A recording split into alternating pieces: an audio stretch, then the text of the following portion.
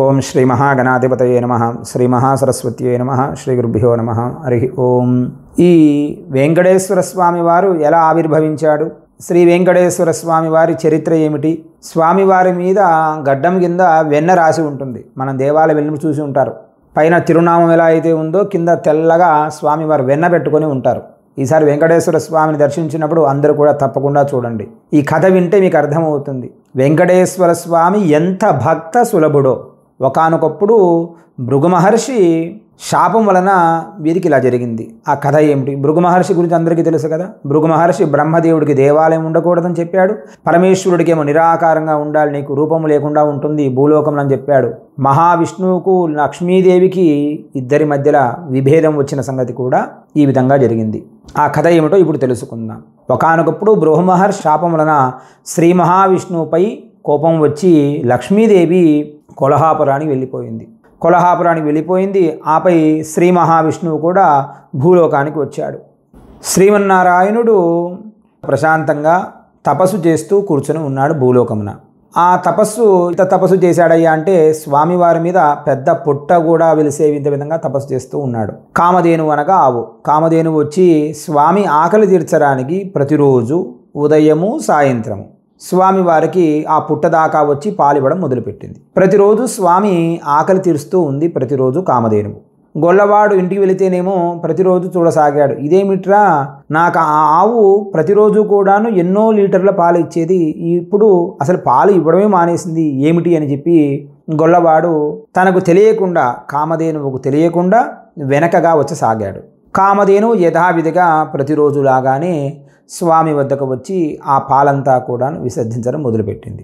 శ్రీమన్నారాయణుడు శ్రీ వెంకటేశ్వర స్వామి వారు పుట్టలో కూర్చొని పాలు తాగుతూ ఉన్నాడు.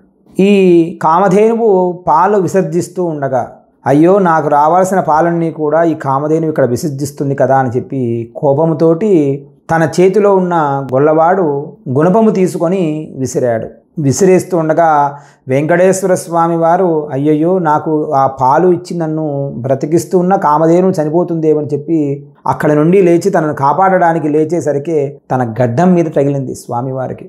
గడ్డము తగలగానే స్వామివారికి రక్తస్రావం, విపరీతమైన రక్తస్రావం. ఆ రక్తస్రావం పోగొట్టడానికి అప్పుడు పెట్టిన వెన్ననే ఇప్పుడు మనము చూస్తున్న వెన్న. అలా స్వామివారికి ప్రతిరోజు వెన్న ధరిస్తారు. స్వామివారికి వెన్న పెట్టారంటే ఏమిటి? భక్తుడు నన్ను నువ్వు కొట్టినా తిట్టినా ఏది చేసినా సరే నీకు నేను ప్రసన్నుడను అవుతాను. శ్రీకృష్ణుడు అదే కదా మనం చెబుతున్నది. ఎందుకంటే శ్రీకృష్ణుడు తన స్నేహితులు బాలకృష్ణుడిని కొట్టేవారు ఉన్నారు, స్వామిని తిట్టేవాళ్ళు ఉన్నారు.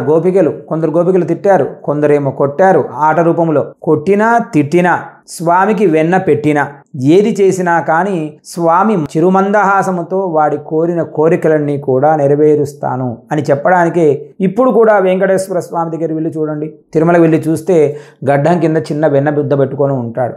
ఒరే, నువ్వు ఏది చేసినా నేను ఏమి అననురా, భక్తితో నువ్వు ఏదైనా చేయి, నువ్వు నన్ను తిట్టు కొట్టు ఏది చేసినా సరే నేను నీ దగ్గరే ఉంటానురా అని చెప్పడానికి ప్రతీకగా స్వామి గడ్డం కింద వెన్న పెట్టుకొని ఉంటాడు. కాబట్టి స్వామిని దర్శించండి. ఎలా?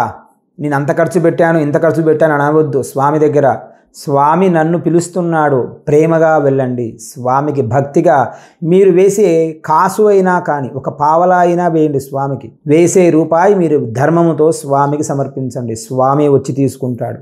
కాబట్టి సంపూర్ణ స్వామి అనుగ్రహం పొందగలరు అందరూ కూడాను. ఆ వెంకటేశ్వర స్వామి అనుగ్రహం అందరూ కూడా పొంది స్వామి కృపకు పాత్రులు కాగలరు. మంగళం మహత్. స్వస్తి.